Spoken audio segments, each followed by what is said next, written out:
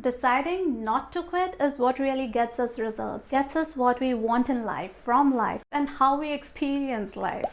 The determination to keep moving on, the mental strength to bounce back from stressful situations is what resilience essentially is. And as that involves our thoughts, actions, and behaviors, resilience is something that we can learn and develop to manage our life better. Working on this thoughts, actions, and behavior model, let's first begin with thoughts. How we think is how we feel. Now, let's take an example. Say you have to give a presentation in front of 100 people. Now, even though everything remains the same, the venue, the people, the presentation, you might be feeling really excited about this because you are looking at all the opportunities that this presentation might open up.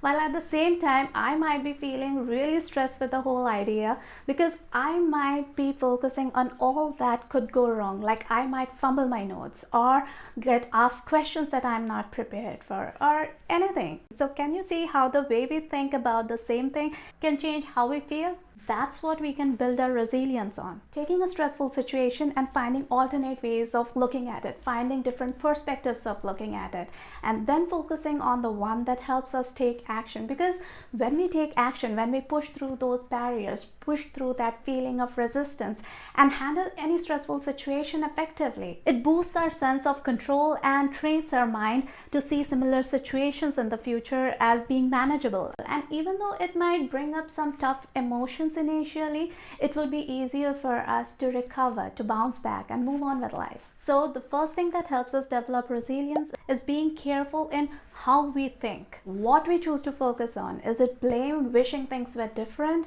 or brooding over things that can't be changed? Or is it the things that we have control over, that we can change, actions that can help us better handle the problem? It's about keeping things in perspective, understanding life can be hard, and choosing a helpful way to respond. The next one in thoughts, behavior, action model is action. Think being flexible like a palm tree. Adapting to the changing wind conditions helps it weather storms that can uproot or break other bigger, stronger but more rigid trees. Three things here. First, being open to the idea that change is a part of life. It isn't always what we would like it to be, but it happens. Storms happen and the palm tree to survive decides to bend instead of resisting all that change, all that changing wind conditions.